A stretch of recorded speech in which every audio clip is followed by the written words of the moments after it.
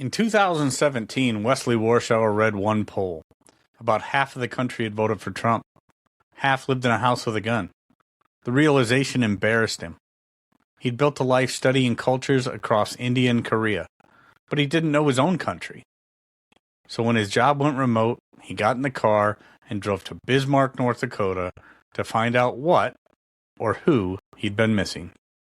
Stick with me.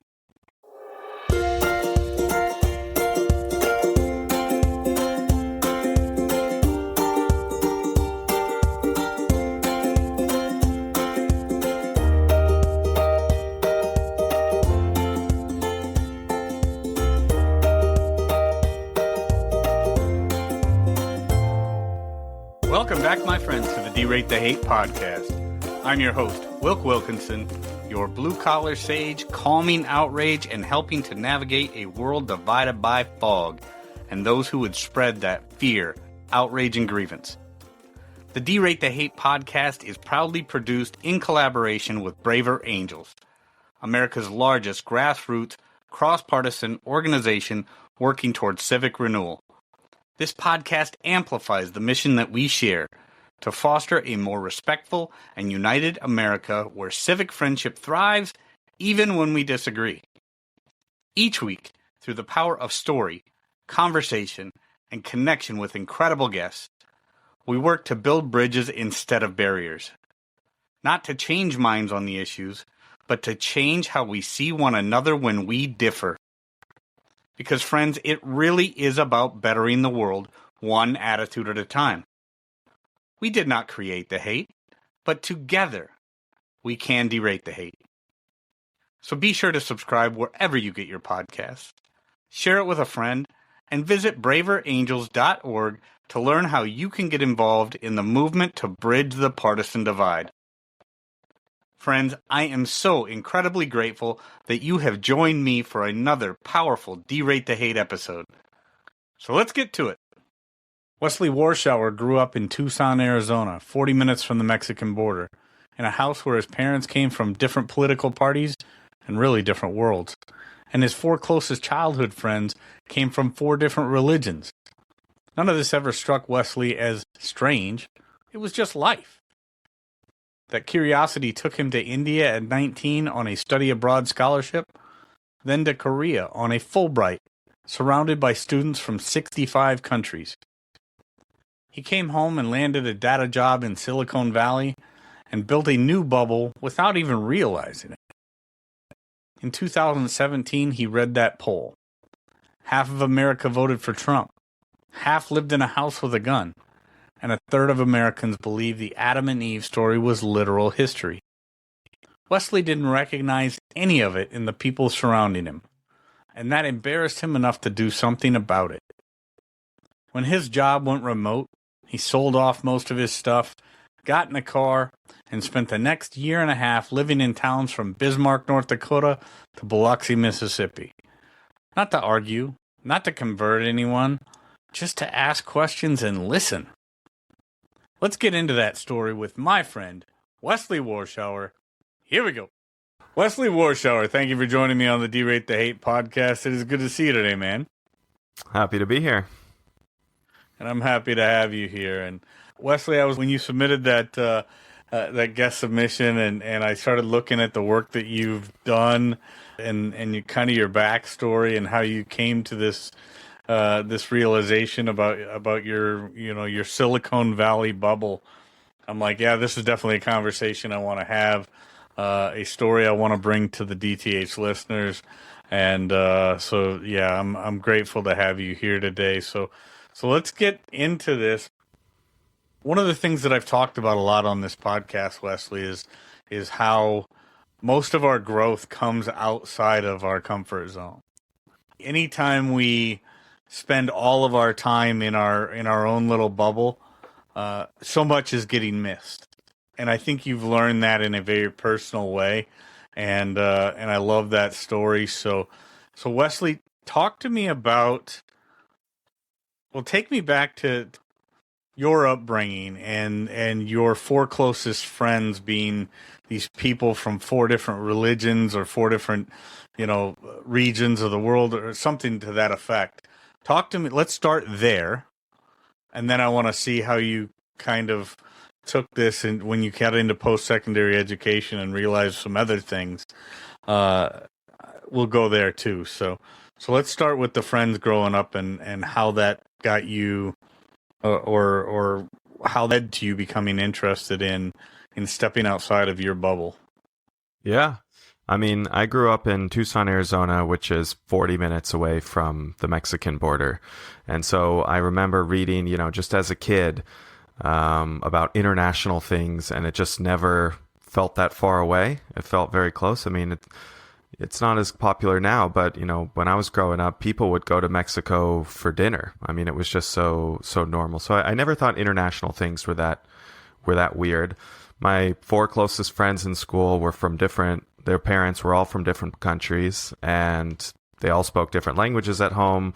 They were from different races, religions.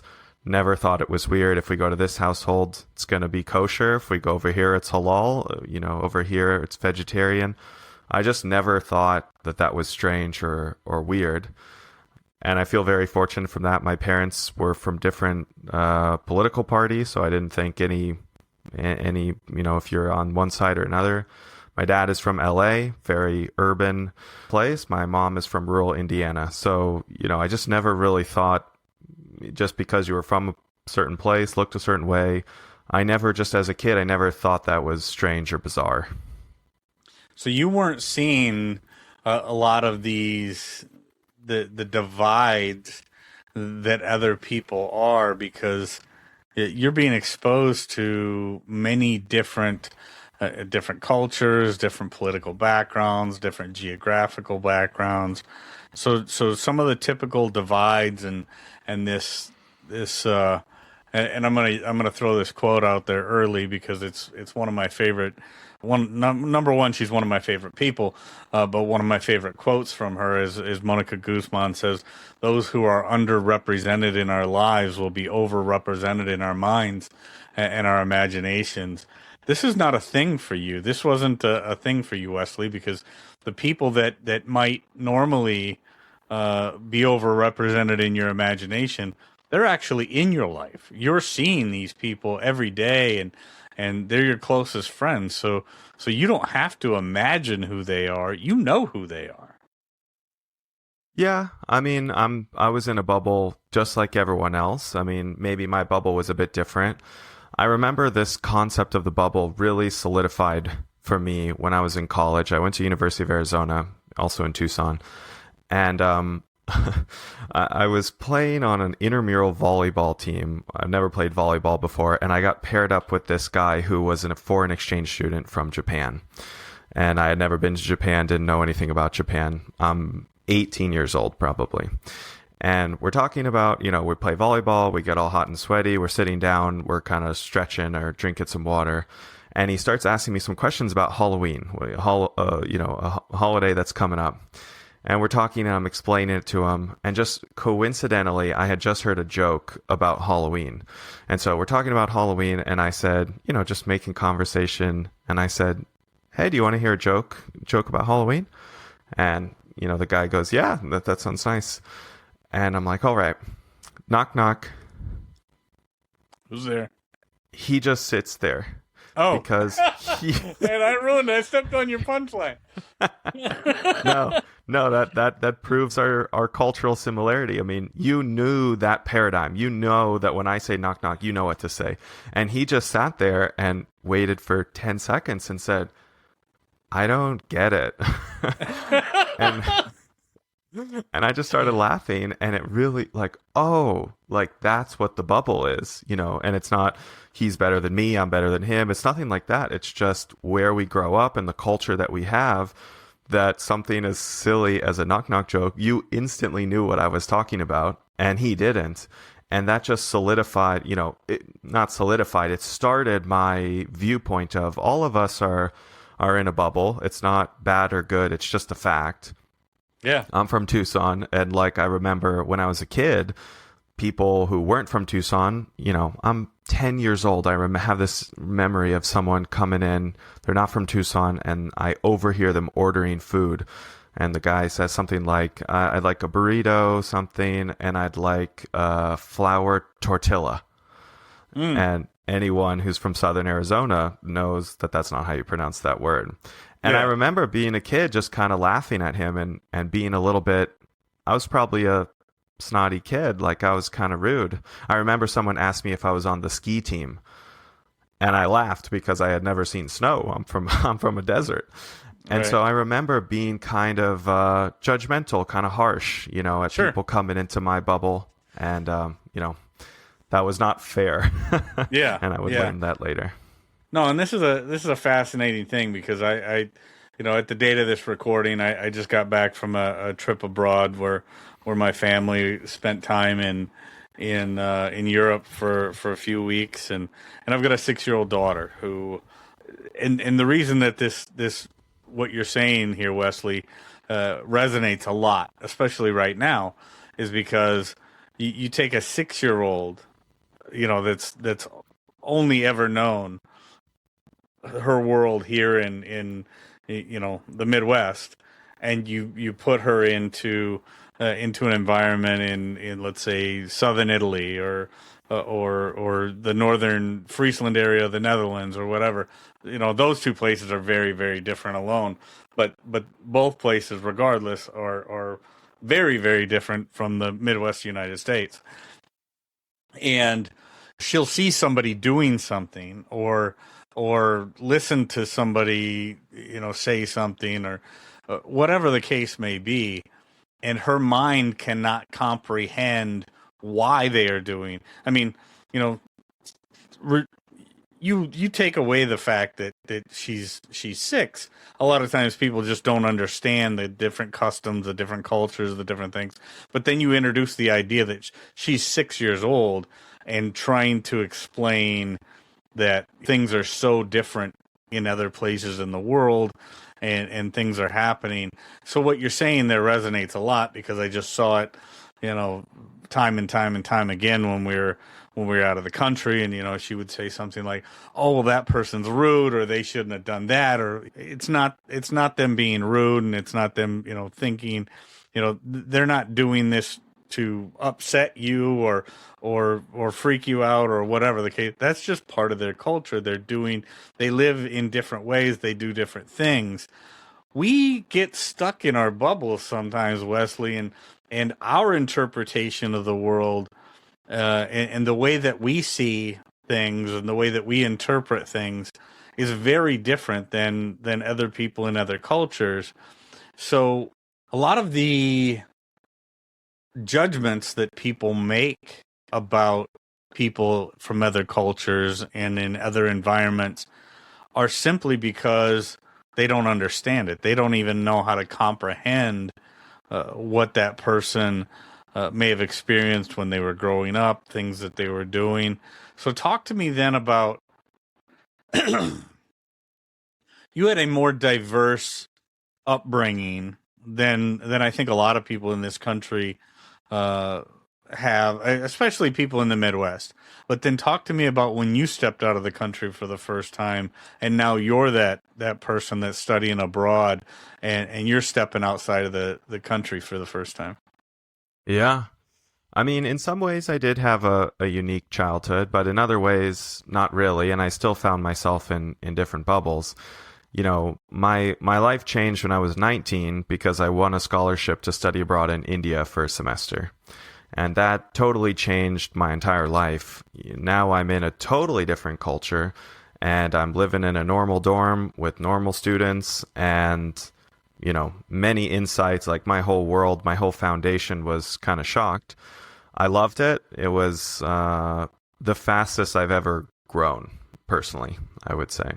And so I kind of got the bug. The next year I studied abroad in Korea, and a few years later, I applied for the Fulbright scholarship, and I went back to Korea for 2 years to go to an international school. And so I was in Asia for 2.5 years. My program was 400 students from maybe 65 countries. Oh, wow. And so, it was very global, and I got to travel a lot, and it was incredible. But speaking of bubbles, after all that, I decided to come back to the US. I got a job in Silicon Valley as a tech nerd. And so, work data analyst, basically. And I quickly found myself in a bubble. And Silicon Valley is an incredible bubble. And my life changed again when in 2017, right after the election of Trump, I read this poll just very casually. I read a poll, and it said that approximately 50% of the American public who voted for Trump. About 50% of Americans live in a house with a gun, and a third of Americans believe that the Adam and Eve story is literal historic truth. And I'm not making any political, it wasn't about politics or anything like that. It was just like, whoa, that is not a representative sample of the people I'm interacting with on a daily basis. Sure. I'm in Silicon Valley. It's a very specific type of person. And the first thought that came over me at that moment was embarrassment. That I had spent so much time going abroad and learning about other people, and I was so worldly and thoughtful. And here I was disconnected from my American brethren. And I was kind of ashamed, actually. That was the emotion that I had. Really? And yeah, I felt bad. I mean, I had spent so much time to learn about Korea, and I had lived in China for a bit, and I had been in India, and here I am not understanding, half my country. And it's not that I had any prejudice against anyone. As I told you, my parents were from different parties, and, nothing like that. It was just like, I thought, do 50% of the people I interact with on a daily basis vote for Trump? Or, no, like Silicon Valley is very homogenous in that way. Diverse in another way, but homogenous in that way. And so I kind of stewed on it for 3 years. I thought about it. And when COVID happened, my job went remote. And like any normal human being, once my job went remote, I'm not tied to California anymore. I sold all my stuff. I got rid of my apartment, and I hopped in the car and I drove to Bismarck, North Dakota, and tried to talk and meet as many people as I could that were outside my bubble. That is a wild move, man. and yeah, you say like any other person would do, but I think that's number one. I think it's incredibly courageous. But I want to go a little bit deeper into this. You said the words embarrassed and ashamed, and I don't know that is I don't know that is the reaction that I would expect from most people. It might be, but those number one, those two things, embarrassment and shame are very strong. Those are emotional action triggers, right? I mean, they are, and so the idea that, Wesley, that you took those and decided to take the action that you took, I think is incredible. What do you think of? Talk to me a little bit more about that embarrassment and shame in terms of, was there something in your upbringing that kind of elicited that response within you, do you think? Were you driven, in your upbringing, or was there something about your past that said, I should know this, but I don't, and I am now embarrassed and ashamed? Stay with us. We'll be right back. Hi, I'm Richard Davies, host of the podcast, How Do We Fix It?, where we report on the people, projects, and ideas of braver angels. Listen and subscribe to our shows wherever you get your podcasts. So far, we've recorded more than 36 episodes, all about braver angels. Most are less than 30 minutes long. Again, our podcast is How Do We Fix It? And our website is howdowefixit.me. I don't know about that. I mean, I'm definitely a curious person. I've heard you say this in other podcasts. You've said something like, you can't offend me. I think I've heard you say that in other podcasts. I feel the same way. Like, someone from a different, you can't offend me. It's like, I don't take it personally. I'm just curious. Mm-hmm. And so, I wanted to meet people who were living in a very different bubble than me. And, I think there's some prejudice from, the Californians against the quote flyover states, and the flyover states call the Californians liberal elites. And I kind of get that vibe. And I just wanted to know, is that true? I mean, I was just interested. Is that a true representation of how people think? And there's a lot of derogatory names, and I'm like, is that really the case? And that's why I hopped in my car. I looked up what city in America, over 100,000 people voted for Trump with the highest percentage, and it was Bismarck, North Dakota. So I went there first. Very nice, very nice. Again, I think it's an incredibly courageous move, Wesley, and something that I mean, not to sound anything other than I'm just throwing some admiration your way, because one of the things at Braver Angels, obviously the organization that I work for now, but one of our big things right now is the idea of promoting courageous citizenship. And it's not one of our big things. That is our big thing. We are, courageous citizenship is the thing that we are in the business of doing. And this is an act of courageous citizenship in the sense that you look at first of all, your recognition of the ignorance you had towards a particular thing, and you say, I'm not just going to bypass this as part of who I am. I'm going to dive into it and find out exactly, what it is I didn't know, and, why I didn't know it. A lot of times we don't know what we don't know, or just don't even understand what it is that we don't know. And you've taken this thing and decided to look at this as an opportunity to learn. So I think that's incredible. So let's talk about what you did learn then, because again, a lot of times people just don't know what they don't know, and then very few, I think, or certainly not enough, when they do recognize, obviously, that they have a shortcoming in knowledge of a particular thing. I just don't think that there are many that would say, well, you know what, I'm just going to dive in head first and I'm going to go. So you drive to Bismarck, North Dakota, and which, as you said, it's a city over 100,000 people voted for Trump in greater numbers than any other city of more than 100,000 people. What did you find? I loved it. I thought the people were incredible. Such a good time, so welcoming. I mean, 9 to 5, I'm still working my normal job, so same data nerd.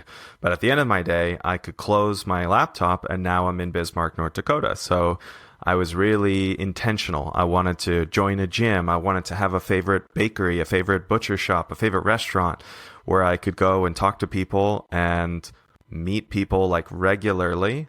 And if I could, I would invite them to coffee if I could. If that was too much, then I would just, if there was someone next to me, I would just try to talk to them and just see how their life is and what they want for the future. And, it wasn't always about politics. Usually when someone's from somewhere else and you say, hey, this is my first time here, tell me about this community.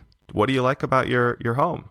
People love to talk. People are proud. And so I asked a lot of questions and people were very happy to explain, what they liked about it. And I continued doing that for 18 months, started in Bismarck, ended in Biloxi, Mississippi, and slowly made my way down, going through rural conservative, I guess, America, and just talking to people, no agenda, not evangelizing, just wanted to talk with people. And it was absolutely incredible. So many good experiences, but I think what it did for me was it taught me that if you ask a question like, what's your opinion of Trump or Biden? Or what's your opinion of the wall? Yes or no? If you ask a question in a very binary way, then you get binary results. And That's right. So 50-50 Americans, love or hate Trump, or they want a wall or they don't. Aha, look at this division that we have in this country. And I would always ask, if I was just talking to someone, hey, what are your thoughts on politics? And almost every person I met voted for Trump. But what I would say after that question was, I wouldn't say, do you think we should build a wall? What I would say was, if we were talking politics, I would say, paint me a picture of what you think a fair immigration policy would be. Yeah. I wouldn't ask about Obamacare or not. I would say, paint me a picture of what you think a good healthcare system for the United States would be. Yeah. And I was so optimistic and happy, and it was unexpected that the pictures they were painting were the same types of things I was hearing in California. Sure. I would hear Isn't that answers amazing? from, yeah. Oh, that's awesome. Now, Wesley, were you telling people what you were doing, kind of the mission that you were on? Is this something you were sharing with people, or were you just kind of saying, just randomly asking these questions?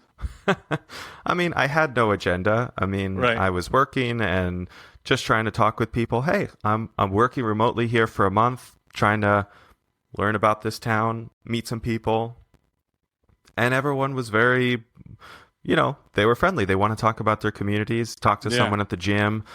I met someone at the gym and they said, oh, there's a barbecue at the zoo. You should come. It's a fundraiser for something. So then you go to a barbecue at a zoo and you meet more local people, and just, it was great. It was such a blast. And I really just, I finished that experience just feeling so optimistic, that the pictures that people were painting, I think we have a communication problem in the United States, but I don't think that we have a fundamental, our bedrock morals and ethics are different. I never felt that at all.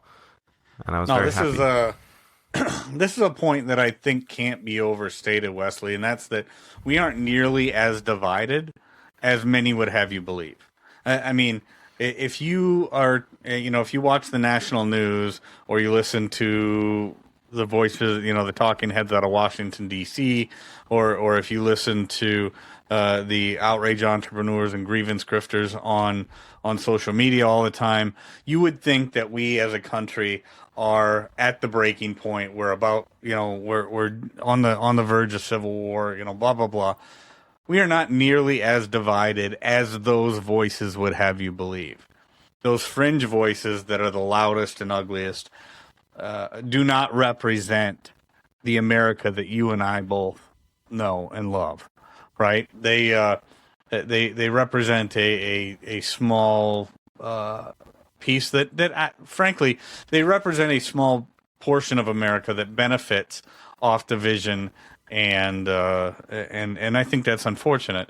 But the greater point here is that you wouldn't know, and many people don't know how much we have in common unless they do something like what you've done here.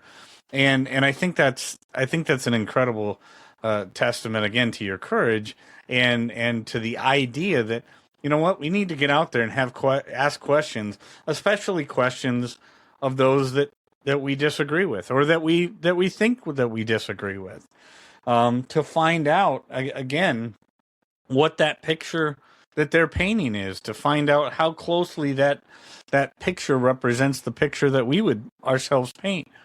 What was the biggest surprise for you, Wesley, in your fact finding, or I don't know if I would call it a fact finding mission, but in your travels, what was the biggest surprise that you encountered? I mean, the biggest surprise was how similar we were. I mean, I was totally shocked because of exactly what you said. You know, the media portrays us in a certain way.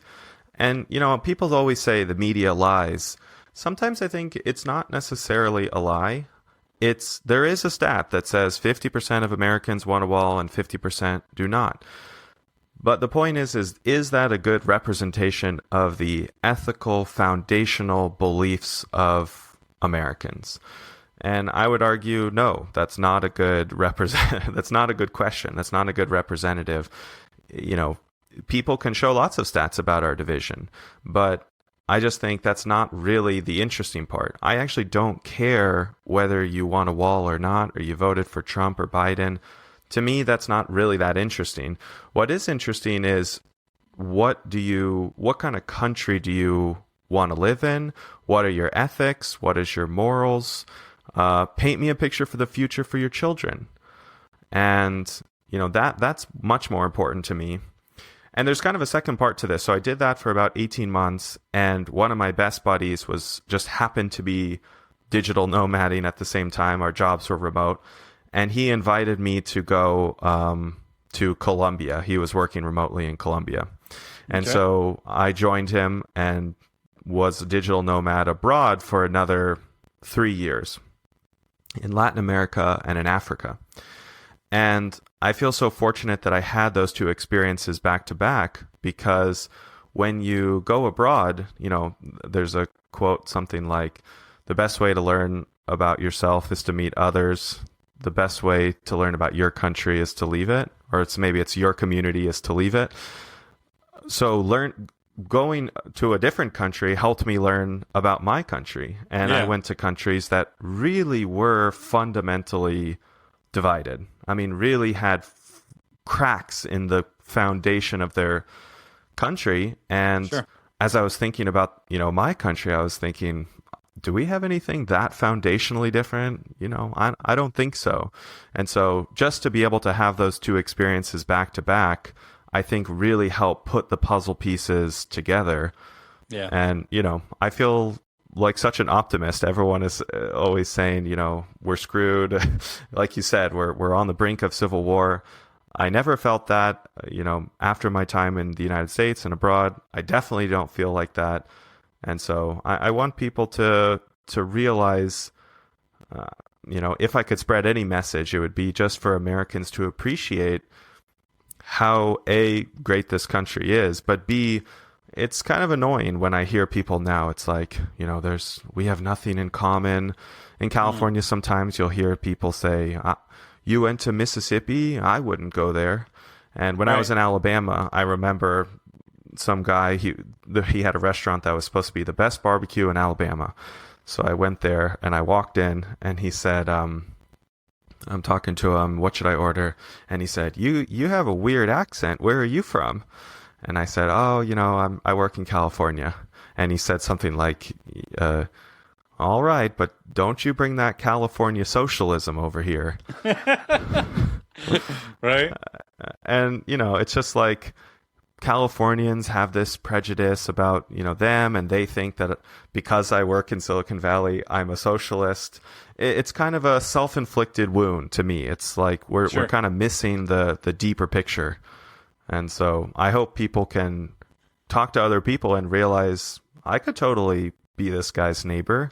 It's not some foreign and exotic land. It's, you know, our foundational ethics are really similar.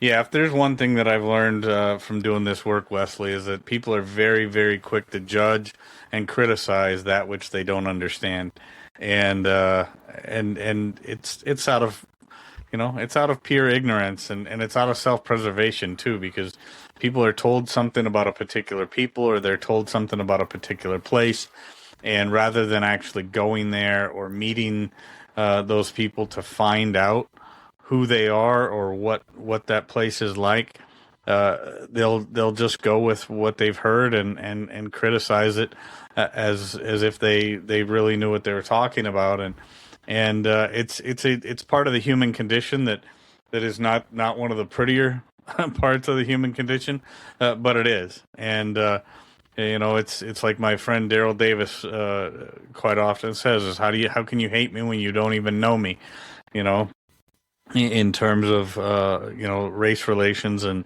the things that he's experienced over the course of his life, and his story is not unique in the sense. His story is very unique in many ways, and people can go back and look at other episodes about that I've done with Daryl Davis, but ignorance leads to fear, that total misunderstanding, and when we fear stuff, we hate that we ignorance leads to fear leads to hate leads to anger and violence, and without ever actually knowing what it is that we end up hating and becoming angry about.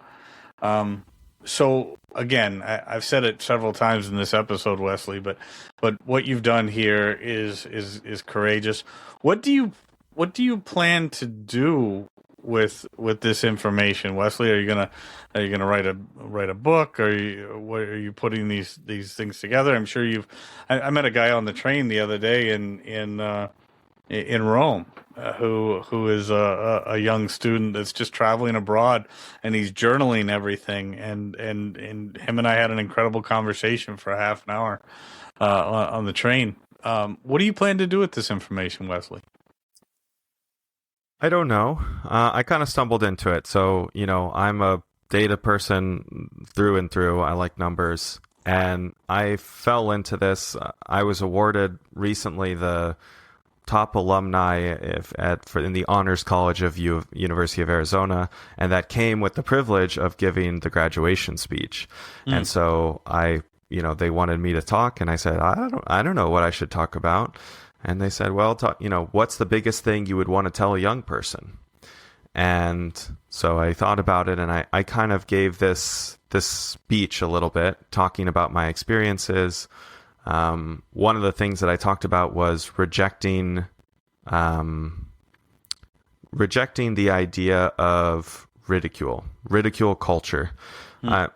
Maybe you've seen these shows, but Jesse Waters has a show on Fox where he runs around and he meets some kind of silly liberals and he makes fun of them.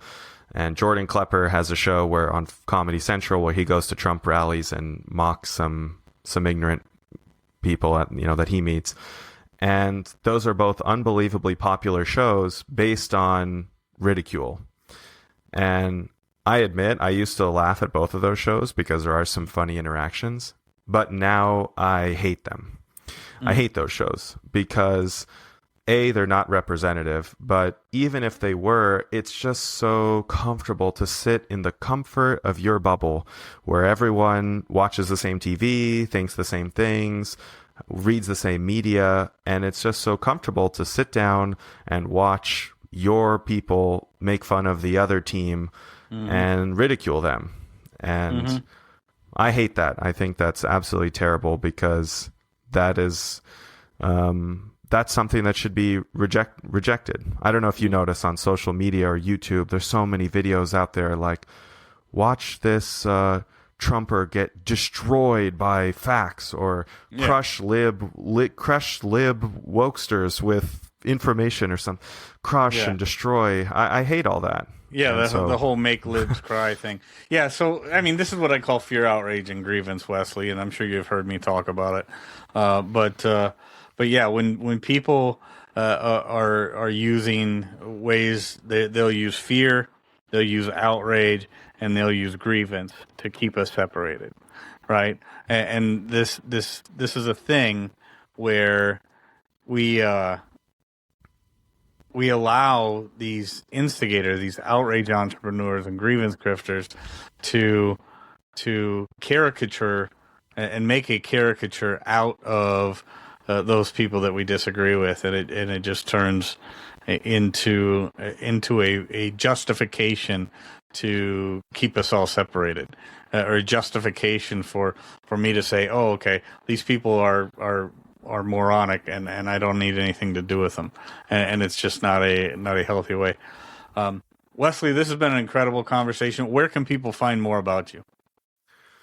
Well, I have a Substack that I chronicle some of these epiphany moments that I, have documented along the way. I'm also a journaler, so I've written some of these into little essays. So I'm on Substack. I have a website, wesleywarshawer.com, and a LinkedIn. I'm not super into social media. As I said, I kind of stumbled into this. I gave this talk at University of Arizona, encouraging people to get outside your bubble. It doesn't mean you have to fly across the world. It could just be go into a different side of town. And so I did that, and then I stumbled into someone invited me to talk at an anthropology conference about this, even though I'm not an anthropologist.